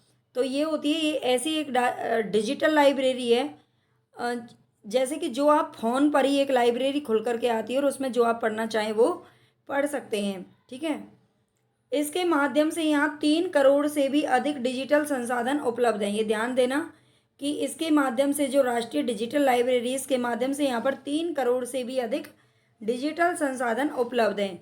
लगभग 20 लाख सक्रिय उपयोगकर्ताओं के साथ 50 लाख से अधिक विद्यार्थियों ने इसमें अपना पंजीकरण कराया है। मतलब पंजीकरण जिन बच्चों ने रजिस्ट्रेशन कराया है उनकी संख्या 50 लाख से अधिक है। ठीक है, और जो बच्चे लगातार रेगुलर इस पर एक्टिव हैं, जो पढ़ रहे हैं, उनकी संख्या कितनी है? तो 20 लाख है। 50 लाख बच्चे टोटल हैं जिन्होंने रजिस्ट्रेशन अब तक कराया है। कुछ बच्चे ऐसे होते हैं ना, रजिस्ट्रेशन कराते हैं, कुछ दिन पढ़ते हैं, फिर चले जाते हैं। ठीक है, उनको या तो समझ में नहीं आता या फिर उनकी ज़रूरत ख़त्म हो जाती है। तो इस तरीके से 20 लाख लोग हैं जो एक्टिव हैं इसके ऊपर। तो इसका ध्यान रख लेना आप। स्पोकन ट्यूटोरियल क्या है? विद्यार्थियों की रोजगार क्षमता को बेहतर बनाने के लिए ओपन सोर्स सॉफ्टवेयर पर 10 मिनट के ऑडियो वीडियो ट्यूटोरियल्स उपलब्ध हैं। विद्यार्थियों को रोजगार क्षमता को बेहतर बनाने के लिए, देखो आप जानते हैं कि आजकल की जो स्कूलिंग मतलब जो शिक्षा है वो किसके ऊपर डिपेंड करती है कि बच्चा आगे जाके फ्यूचर में एक अच्छा नागरिक तो बने ही बने, साथ में वो कोई अपना प्रोफेशन भी चुन ले। और मुझे तो लगता है आज के टाइम पर जो शिक्षा है ना, उसका मेन उद्देश्य है एक अच्छा मतलब प्रोफेशन चुनना ही है। मतलब उसको नौकरी मिल जाए एक अच्छी सी पढ़ लिख करके और उसकी लाइफ सेट हो जाए। तो ये क्या होता है, स्पोकन ट्यूटोरियल पर 10-10 मिनट के ऑडियो वीडियो ट्यूटोरियल क्या हैं, उपलब्ध हैं रोजगार क्षमता को बेहतर बनाने के लिए। यह सभी 22 भाषाओं की उपलब्धता के साथ ऑनलाइन संस्करण है जो स्वयं सीखने के लिए बनाया गया है। यह बिल्कुल निःशुल्क सॉफ्टवेयर है, ये भी ध्यान रख लेना। तो इसमें आप ध्यान देना कि ये 22 भाषाओं में, ये पूछे जा सकते हैं क्वेश्चन, 22 भाषाओं की उपलब्धता है इसके अंदर। स्पोकन ट्यूटोरियल 22 भाषा, आप जानते हैं जो हमारा संविधान है उसमें 22 भाषाओं की 22 भाषाओं को क्या दी गई है, मान्यता प्रदान की गई है हमारे भारत की 22 भाषाओं को। ठीक है, तो इसमें 22 भाषाओं में सारी की सारी भाषाओं में यहाँ पर मिल जाएगा मैटर। ठीक है, इस परियोजना में लगभग 2000 कॉलेज के विद्यार्थियों और शिक्षकों ने भाग लिया है, ये भी ध्यान रख लेना। जो ये स्पोकन ट्यूटोरियल परियोजना है इसके अंदर 2000 कॉलेज के विद्यार्थियों और शिक्षकों ने इसमें क्या ले रखा है, भाग लिया है। ठीक है, तो आई होप आपको समझ में आ रही होगी, और सिर्फ समझना ही नहीं है, इनको अच्छे से याद भी करना है। ठीक है, क्योंकि ताकि आप पेपर अपना बार बार मेहनत करने से अच्छा है कि आप एक ही बार अच्छे से मेहनत कर लो और सफल हो जाओ। ठीक है, कई साल लगातार लगे रहने से अच्छा है कि आप एक साल बिल्कुल अपने आप को बंद करके और अच्छे से पढ़ाई कर लो, तो आपको सफलता मिल जाएगी। तो आगे आता है यहाँ पर हमारा स्वयं प्रवाह। स्वयं प्रवाह का क्या है, यह 24 × 7 का मतलब होता है पूरे 7 दिन और 24 आवर्स। ठीक है, मतलब 24 घंटे ये चलती है। इस आधार पर देश में सभी जगह डायरेक्ट टू होम डीटीएच की फुल फॉर्म क्या है, डायरेक्ट टू होम के माध्यम से 32 उच्च गुणवत्ता वाले शैक्षिक चैनल प्रदान करने की एक पहल है। आया समझ में? 32 उच्च गुणवत्ता वाले हाई क्वालिटी वाले शैक्षिक चैनल प्रदान करना इसका क्या है, स्वयं प्रवाह का उद्देश्य है। इसमें पाठ्यक्रम आधारित पाठ्य सामग्री होती है जो विविध विषयों को कवर करती है। इसमें क्या होता है, जो बच्चे होते हैं 9th 10th 11th 12th वाले जो बच्चे हैं, उनके पाठ्यक्रम के आधार पर पाठ्य सामग्री यहाँ पर प्रदान की जाती है जो अनेक मतलब कई सब्जेक्ट को कवर करती है। इसका प्राथमिक उद्देश्य गुणवत्ता वाले शिक्षक संसाधनों को दूर दराज के क्षेत्रों तक पहुंचाना है जहां इंटरनेट की उपलब्धता अभी भी एक चुनौती बनी हुई है। तो आई होप आपको समझ में आ रहा होगा, इनको याद कर लेना। ठीक है, और प्लीज़ चैनल को देखो सब्सक्राइब जरूर कर लेना। सब्सक्राइब जब नहीं करते हैं ना, और बच्चे नहीं देखते हैं, लाइक नहीं करते हैं, देखने के बाद भी बार बार मतलब कहने पर भी लाइक नहीं करते, तो अच्छा नहीं लगता। मतलब अंदर से ना वो मोटिवेशन है ना, वो ख़त्म होता चला जाता है कि अरे रहने दो, क्या ज़रूरत पड़ रही है। तो अगर आप चाहते हैं कि इस प्रकार की क्लास आपको और मिलती रहें, तो प्लीज़ चैनल को सब्सक्राइब जरूर कर लेना। आगे आता है हमारा वर्चुअल लैब। वर्चुअल लैब में क्या होता है, इस प्रोजेक्ट का उपयोग प्राप्त ज्ञान की समझ का आकलन करने, आंकड़े एकत्रित करने और सवालों के उत्तर देने के लिए पूरी जगह से इंटरएक्टिव सिमुलेशन एनवायरनमेंट विकसित करना है। वर्चुअल लैब का मतलब क्या है कि इस प्रोजेक्ट का उपयोग प्राप्त ज्ञान, हमने जो ज्ञान प्राप्त किया है उसकी समझ का आकलन करना, ठीक है, आंकड़े एकत्रित करना और सवालों के उत्तर देने के लिए, अगर हम कोई क्वेश्चन जैसे गूगल वगैरह होता है, हम उस पर कोई क्वेश्चन पूछते हैं तो हमें आंसर मिल जाता है, ठीक है। पूरी जगह से इंटरएक्टिव सिमुलेशन एनवायरनमेंट विकसित करना। इंटरएक्टिव का मतलब होता है कि बच्चे और टीचर बच्चे और टीचर दोनों के बीच में इंटरेक्ट हो, यानी कि दोनों एक दूसरे से सवाल जवाब कर सकें, उसको बोलते हैं इंटरएक्टिव, अंतरक्रिया। इस प्रोजेक्ट के अंतर्गत 1800 से भी अधिक प्रयोग के साथ लगभग 225 ऐसी प्रयोगशालाएं संचालित हैं और 15 लाख से भी अधिक विद्यार्थियों को ये लाभ प्रदान कर रही हैं, ठीक है। इस प्रोजेक्ट के अंतर्गत क्या है, वर्चुअल लैब के अंतर्गत 1800 से भी अधिक प्रयोग के साथ लगभग 225 लगभग प्रयोगशालाएं क्या हैं, संचालित हैं, वर्चुअल लैब चल रही हैं अभी देश के अंदर, और 15 लाख से भी अधिक विद्यार्थियों को ये क्या कर रही हैं, लाभ प्रदान कर रही हैं। ये जो डाटा होता है ना, इसमें 1800, 2000, 10,000, 20 लाख, 50 लाख, इनको जरूर याद कर लेना, ठीक है, ये बहुत इंपॉर्टेंट होते हैं। आगे आता है हमारा ई यंत्र। ई यंत्र में क्या होता है, ये भारत में इंजीनियरिंग कॉलेज एवं एवेंडेंट सिस्टम और रोबोटिक पर प्रभावी शिक्षण को सक्षम करने की एक परियोजना है। ई यंत्र का क्या है कि ये भारत में इंजीनियरिंग जो कॉलेज हैं, ठीक है, इंजीनियरिंग कॉलेज एवं एम्बेडेड सिस्टम और रोबोट अभी आपने देखा होगा देश में, मतलब एक दो रोबोट हैं जो बना करके तैयार किए गए हैं, जिनको स्कूल्स वगैरह में भी जिनका डेमो करवाया गया है एक तरीके से, है ना, बच्चों से वो कैसे बात करते हैं, कभी देख लेना वीडियो, यूट्यूब वगैरह पे मिल जाएंगी। तो उस रोबोटिक पर प्रभावी शिक्षण को सक्षम करने की एक परियोजना है। ई यंत्र के द्वारा शिक्षकों और विद्यार्थियों को प्रशिक्षण कार्यशालाओं के माध्यम से एवेंडेंट सिस्टम और प्रोग्रामिंग की मूल बातें इसमें सिखाई जाती हैं। ई यंत्र के द्वारा क्या होता है, जो शिक्षक और विद्यार्थी हैं उन दोनों को, ये किसके लिए, दोनों के लिए है, टीचर्स और स्टूडेंट्स दोनों के लिए है, प्रशिक्षण कार्यशालाओं के माध्यम से, मतलब उनको एक तरीके से क्या दिया जाता है, प्रशिक्षण दिया जाता है, ठीक है, मूल बातें सिखाई जाती हैं। आगे देखते हैं यहाँ पर ई शिक्षा की विशेषताएं।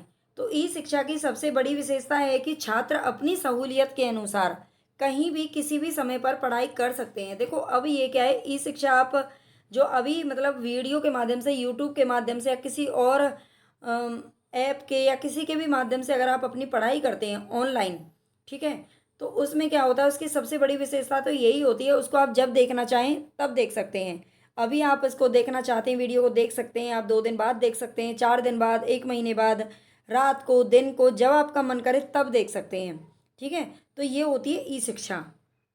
ऑनलाइन शिक्षा का सबसे बड़ा फायदा यही है, जबकि स्कूल्स में ऐसा नहीं होता। अगर स्कूल कॉलेज में आप पढ़ोगे या ऑफलाइन कोचिंग वगैरह आप लोगे, तो उसकी सबसे बड़ी जो मतलब ये कहते हैं ना, वो फॉर्मल होता है, उसमें तो टाइमिंग होती है, मतलब एक टाइम लिमिट है, अगर आप टाइम पर उसमें जाएंगे और टाइम से पढ़ेंगे तो ही सही है। टाइम के मतलब एक टाइम है ना पढ़ाने का, टीचर्स ने एक लेक्चर ले लिया और आप उसमें पहुँचे ही नहीं, बाद में पहुँचे, तो लेक्चर आपके लिए दोबारा थोड़ी ना लिया जाएगा, और ना ही आप उन चीज़ों को दोबारा से पढ़ सकते हो, उन चीज़ों को आप टीचर्स के माध्यम से कभी नहीं सुन सकते फिर दोबारा, ठीक है। तो ये होती है ऑफलाइन में और ऑनलाइन में, यही अंतर होता है, यही ई शिक्षा है।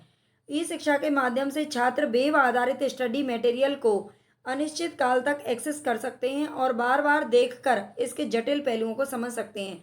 मान लीजिए अभी ये क्लास आप पढ़ रहे हैं और आपको इसमें कुछ समझ में नहीं आया, तो आप इसको आगे पीछे करके भी देख सकते हैं, 2 बार 4 बार भी देख सकते हैं, बार बार सुन सकते हैं, ठीक है, ताकि आपको अच्छे से समझ में आ जाए।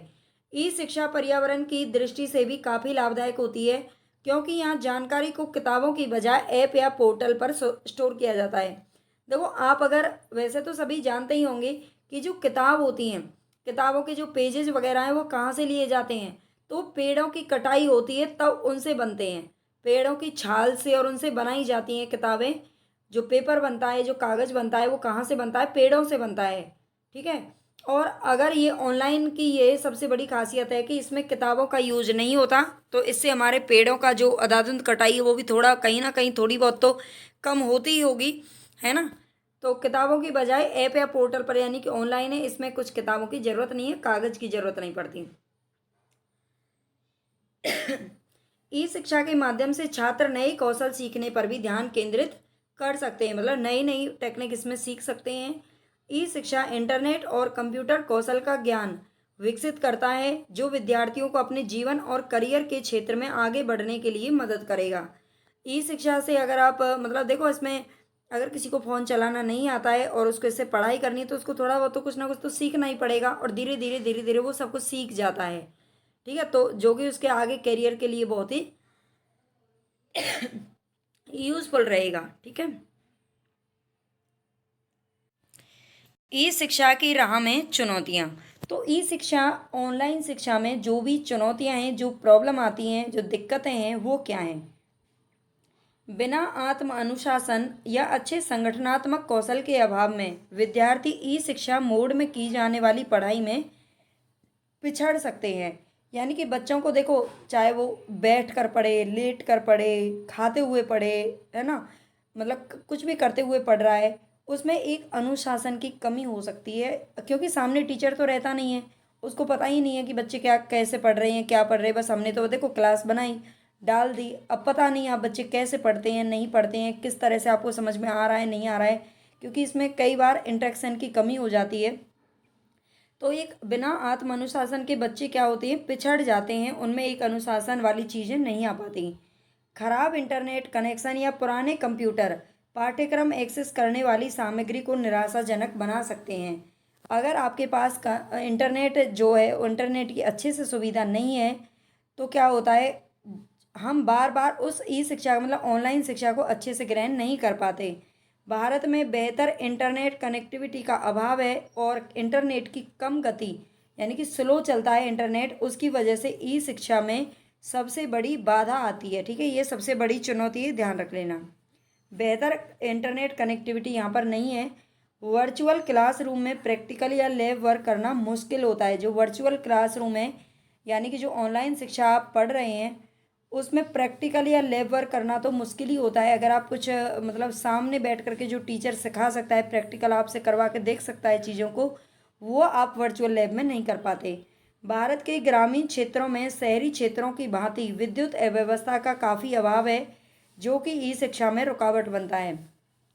आप देख रहे होंगे कि जो ग्रामीण क्षेत्र हैं वहाँ पर विद्युत की मान लीजिए, या फिर मतलब इंटरनेट की भी, ठीक है, बहुत सी जगह तो अभी भी गांव में ऐसे दूर दराज के ऐसे क्षेत्र हैं जहाँ पर अभी भी इंटरनेट पहुँच ही नहीं पाया है ना। और विद्युत व्यवस्था की वजह से भी क्या होती है, देखो इंटरनेट, लैपटॉप वगैरह ये सारी चीज़ें किससे चलती है, तो इनके लिए हमें लाइट की आवश्यकता पड़ती है। ठीक है, और लाइटिंग की अगर प्रॉब्लम है, तो 100% आपकी जो ऑनलाइन शिक्षा है वो कहीं ना कहीं उसको इफ़ेक्ट ज़रूर करेगी। ठीक है। तो यहाँ पर हमने जो ई शिक्षा की चुनौतियाँ, विशेषताएं, सारा कुछ पढ़ लिया है। आई होप आपके लिए जो वीडियो है, क्लास है, काफ़ी हेल्पफुल रहे। आप अच्छे से याद कर लेना, और प्लीज़ चैनल को सब्सक्राइब जरूर कर लेना। जितना ज़्यादा से ज़्यादा आप मुझे सपोर्ट करेंगे, उतना ही अच्छे से अच्छा कंटेंट मैं आपके लिए लेकर आऊँगी। धन्यवाद। Hello students, welcome back to my channel शिक्षा कंपटीशन।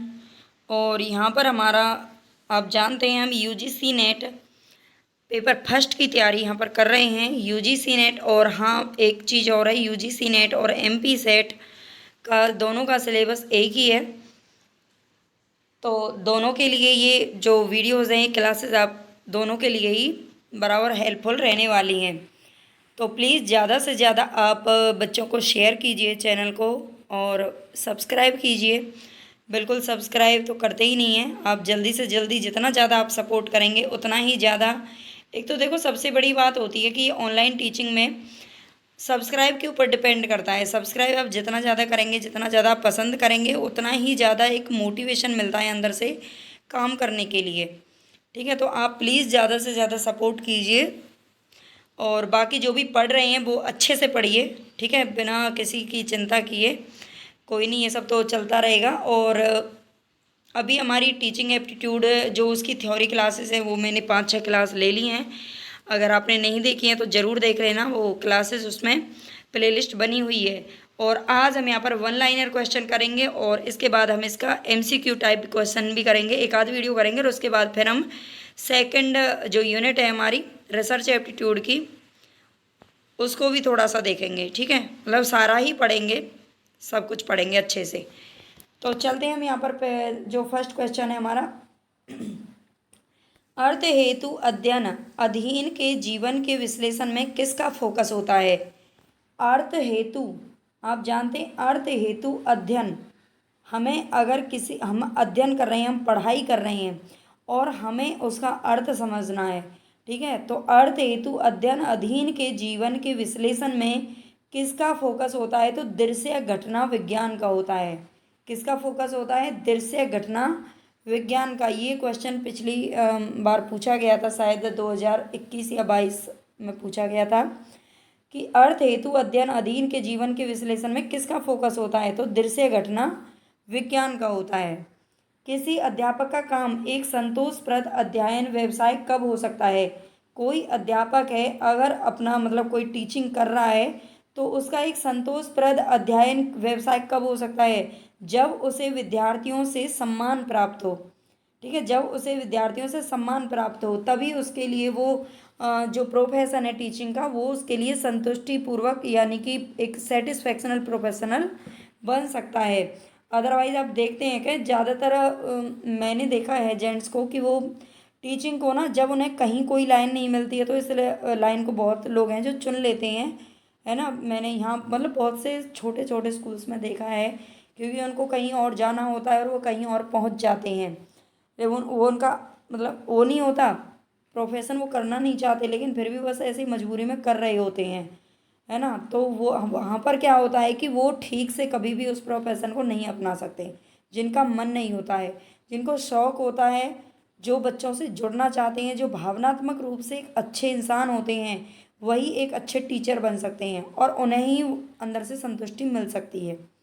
ठीक है, तो जब उसे विद्यार्थियों से सम्मान प्राप्त हो तभी उसके लिए वो संतोषप्रद व्यवसाय बन सकता है। किसने कहा था कि शिक्षा मनुष्य में पहले से ही विद्यमान संपूर्णता का प्रकटीकरण है। शिक्षा मनुष्य में पहले से ही मतलब हमारे अंदर पहले से ही जो गुण होते हैं उनका विकास किसके कारण होता है, तो शिक्षा के द्वारा होता है। और धीरे धीरे हमारे अंदर से जो चीज़ें होती हैं ना, जैसे हमारे अंदर पहले जब जानते हैं आप बचपन में, या बहुत से लोगों के अंदर बहुत ही हेजिटेशन है, वो किसी के सामने नहीं बोल पाते हैं, है ना, वो अपनी बात नहीं रख पाते हैं। लेकिन अगर ये शिक्षा जो होती है ना, शिक्षा में इतनी ताकत होती है कि जो बंदा है ना वो अपने लिए स्टैंड लेना शुरू कर देता है, वो अपने लिए दूसरों के लिए लड़ाई लड़ सकता है, संघर्ष कर सकता है। ठीक है, तो स्वामी विवेकानंद जी ने ये बात कही थी। किन शिक्षार्थी केंद्रित विधियों में विद्यार्थियों के समक्ष चुनौतियां प्रस्तुत की जाती हैं। तो कौन सी शिक्षार्थी केंद्रित विधि है जिसमें विद्यार्थियों के समक्ष चुनौतियां प्रस्तुत की जाती हैं, तो आगमनात्मक शिक्षण और अधिगम में। आगमनात्मक शिक्षा हमने पहले पढ़ा था, ये उदाहरण से नियम की ओर चलती है। इसमें बच्चों को सिर्फ उदाहरण दिया जाता है और बच्चे नियम तक स्वयं पहुंचते हैं, तो इस प्रकार ये चुनौतियों का काम करती है। ठीक है, आगमनात्मक और आगमन विधि और निगमन विधि, एक निर्माणात्मक मूल्यांकन और संकलनात्मक मूल्यांकन। ये ऐसे टॉपिक हैं जहाँ से क्वेश्चन 100% मतलब 101% पूछा ही जाता है किसी भी एग्ज़ाम में। कहीं भी जहाँ पे भी CDP आ रहा है ना, वहाँ पे ज़रूर पूछा जाता है। तो इनको तो आप ज़रूर अच्छे से याद कर लेना। अनुसंधानों में अनुसंधानों में अनुसंधानों में प्रभावी शिक्षण का मुख्य व्यवहार किसे माना गया है। तो जो अनुसंधान तो आप जानते ही होंगे, जो प्रयोगशाला है उसमें प्रभावी शिक्षण का मुख्य व्यवहार किसे माना जाता है, तो शिक्षक कार्य अभिमुखीकरण। ठीक है, शिक्षक कार्य अभिमुखीकरण क्या माना जाता है, अनुसंधानों में प्रभावी शिक्षण का मुख्य व्यवहार माना जाता है। किस मूल्यांकन प्रणाली में शिक्षण के दौरान अनौपचारिक रूप से मूल्यांकन होता है।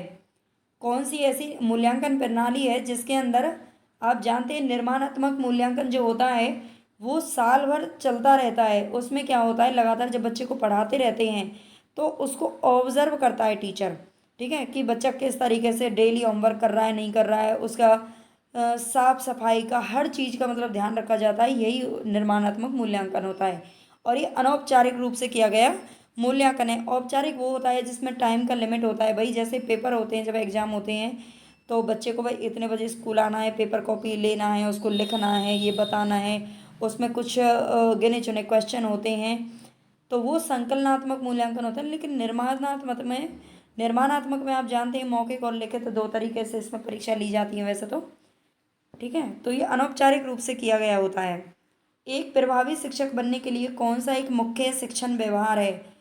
तो अधिगम प्रक्रिया में विद्यार्थियों की सहभागिता जरूर होनी चाहिए, है ना। एक प्रभावी शिक्षक बनने के लिए बिल्कुल, देखो मैं भी बनना चाहती हूँ एक, मतलब चाहे तो देखो हम यूट्यूब वगैरह पे अगर ऑनलाइन ही हमें काम करना है तो कुछ और भी कर सकते हैं, बहुत सारे ऑप्शन होते हैं, लेकिन फिर भी बस मेरा जो प्रोफेशन है वो टीचिंग ही है। और मैं हमेशा से चाहती हूँ कि मैं टीचिंग मतलब टीचर के रूप में ही बच्चे मुझे जाने, कोई फालतू का कुछ चीज़ों से नहीं।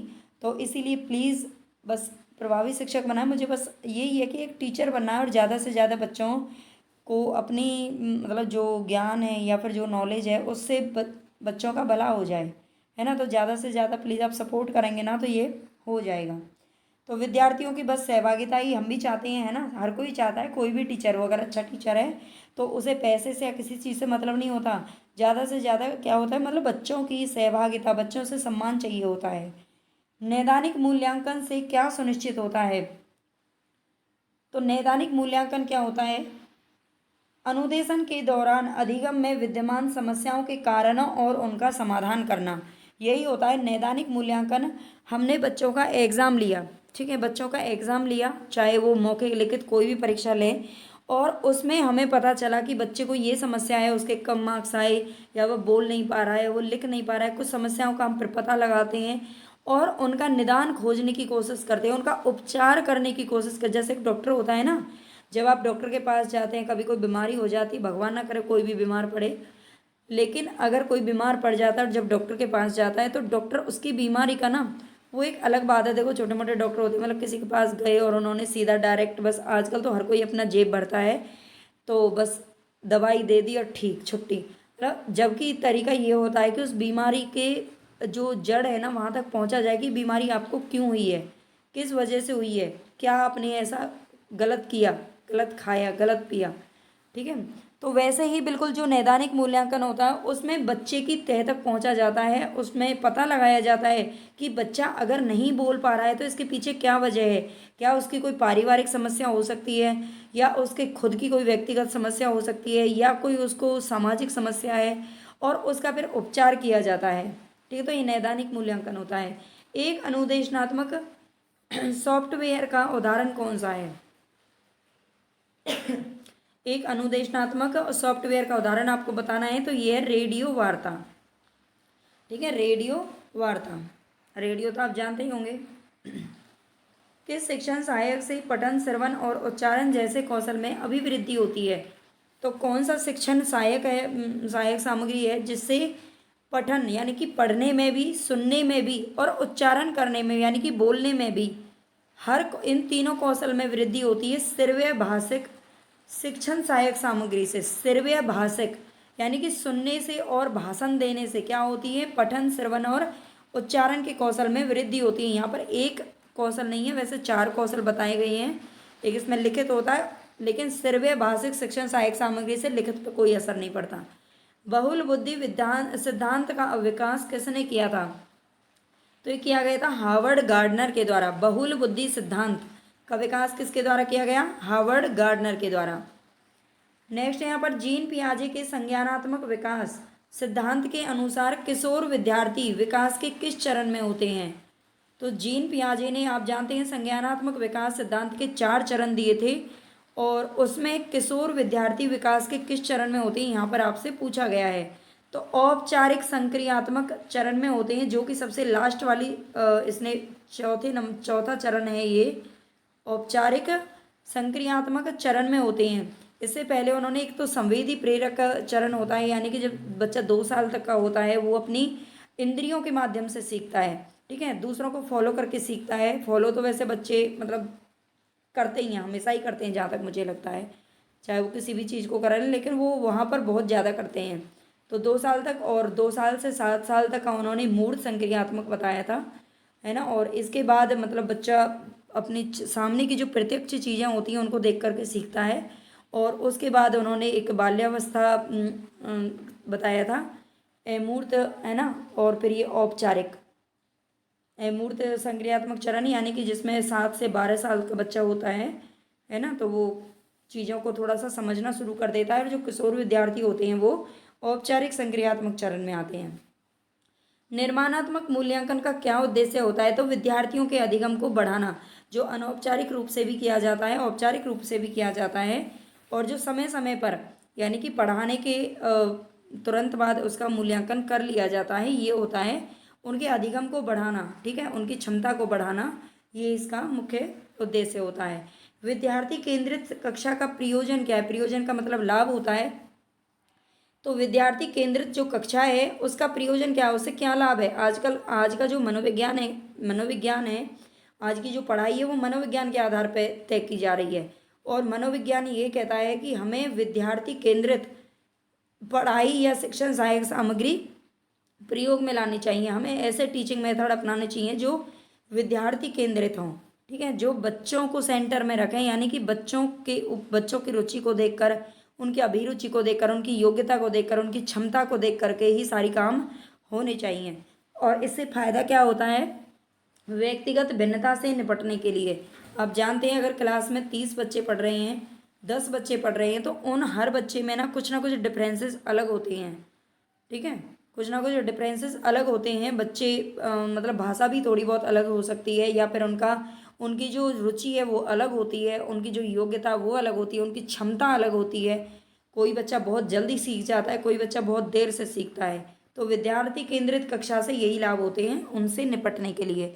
शिक्षण के माध्यम से सक्षमता, सॉरी भाई ये समक्षता लिख दिया, सक्षमता और उत्कृष्टता को बढ़ावा देने के लिए मैस्लो के पदानुक्रम की किन आवश्यकताओं को संतुष्ट किया जाना चाहिए? तो एक तो मैस्लो ने पदानुक्रम का सिद्धांत दिया था, ये याद रख लेना है, सीडीपी का क्वेश्चन है। और आत्मसिद्धि की आवश्यकताओं को, ठीक है, शिक्षण के माध्यम से सक्षमता और उत्कृष्टता को बढ़ावा देने के लिए मैस्लो के पदानुक्रम की किन आवश्यकताओं को संतुष्ट किया जाना चाहिए? तो आत्मसिद्धि की आवश्यकताओं को, ठीक है, आत्मसिद्धि की आवश्यकताओं को क्या किया जाना चाहिए? संतुष्ट किया जाना चाहिए। नेक्स्ट है यहाँ पर, निर्माणात्मक मूल्यांकन का प्रमुख लक्ष्य क्या है? तो सतत फीडबैक प्रदान करना और अधिगम की निगरानी करना, ठीक है, सतत फीडबैक प्रदान और विद्यार्थी अधिगम की निगरानी करना, ये दो अलग अलग बातें हैं। तो निर्माणात्मक मूल्यांकन के ये लक्ष्य हैं, ठीक है, अधिगम को बढ़ावा देना, विद्यार्थी अधिगम पर निगरानी, उसकी निगरानी का मतलब है उसको हर समय उसको अपनी नज़रों में रखना कि हाँ बच्चे किस तरीके से काम कर रहे हैं, कैसे, सारी चीज़ें इसमें देखी जाती हैं। और सतत का मतलब होता है लगातार फीडबैक प्रदान करना। शिक्षक की स्व अनुभविक विधि का विकास किसने किया था? आर्मस्ट्रॉन्ग के द्वारा किया गया था, ठीक है, शिक्षक की स्वानुभविक विधि का विकास किसने किया था? आर्मस्ट्रॉन्ग के द्वारा किया गया था। यदि कोई बच्चा अन्य बच्चों के साथ अपने शर्मीले स्वभाव के कारण नहीं खेलता है, बहुत से बच्चे होते हैं जो दूर बच्चे खेल रहे हैं लेकिन एक जगह खड़ा हुआ रहता है ना, उनके साथ वो खेल नहीं पाता, वो इतना शर्मीला होता है। बहुत से बच्चे ऐसे शर्मीले होते हैं जो किसी के सामने ही नहीं आ पाते, है ना। तो व्यक्तिगत विभिन्नताओं का कौन सा एक विकासात्मक क्षेत्र यहाँ पर प्रभावित होगा? तो यदि कोई बच्चा अगर शर्मीले स्वभाव के कारण दूसरे बच्चों के साथ नहीं खेल रहा है, तो व्यक्तिगत विभिन्नताओं का कौन सा एक विकासात्मक क्षेत्र प्रभावित होगा? सामाजिक विकास, ठीक है, सामाजिक विकास प्रभावित होगा, यानी कि वो समाज से कभी भी इंटरेक्ट नहीं कर पाएगा ठीक तरीके से, जैसे कि उसे समाज के साथ मिलजुल कर रहना चाहिए। अगर वो ऐसा करता है तो कौन सा मूल्यांकन अधिगम की समस्याओं के लिए संभावित कारणों की व्याख्या प्रदान करता है? तो कौन सा मूल्यांकन है जो अधिगम की समस्याओं के लिए, तो संभावित कारणों की व्याख्या प्रदान करता है, तो ये उपचारात्मक मूल्यांकन है। इसे नैदानिक मूल्यांकन भी कहते हैं। क्या कहा जाता है? नैदानिक भी कहा जाता है इसको। पूर्व स्नातक विषयों के लिए MOOC को विकसित करने का काम किस राष्ट्रीय संयोजक को दिया गया है? मूक, MOOC ये मूक होता है, और इसको विकसित करने का कार्य किस राष्ट्रीय संयोजक को दिया गया है? तो शैक्षिक संचार निकाय को दिया गया है, CEC। ठीक है, शैक्षिक संचार निकाय को दिया गया है। तो यहाँ पर यही हमारे 20 क्वेश्चन है। आई होप आपको अच्छे लगेंगे और आपके लिए सबसे बड़ी बात है कि यूज़फुल रहेंगे, ऐसा मेरा विश्वास है। काफ़ी मेहनत करके ये क्वेश्चन मैं बना रही हूँ। सारी थ्योरी वगैरह बनाना करना खुद से सारे बहुत मेहनत लगती है। तो प्लीज़ आप चैनल को सब्सक्राइब भाई ज़रूर कर लेना। जिन्होंने भी नहीं किया है, कर लिया है तो उनको दिल से धन्यवाद। नहीं किया है तो प्लीज़ ज़रूर करना। और कमेंट में ना आप इसी तरह से मतलब अच्छे अच्छे कमेंट किया करो, बताया करो। अगर कोई गलती भी है तो उसको भी बता दिया करो, है ना, कि मैम यहाँ पर आपकी मिस्टेक है, तो मैं उसको भी सुधार लूँगी। अगर आप सजेशन देना चाहेंगे, हाँ, अगर आपको बुराई करनी है तो भाई बेशक मत करना, है ना, बुराई कौन सुनना चाहता है। चलिए ठीक है, ओके, टेक केयर, पढ़ाई करते रहिए।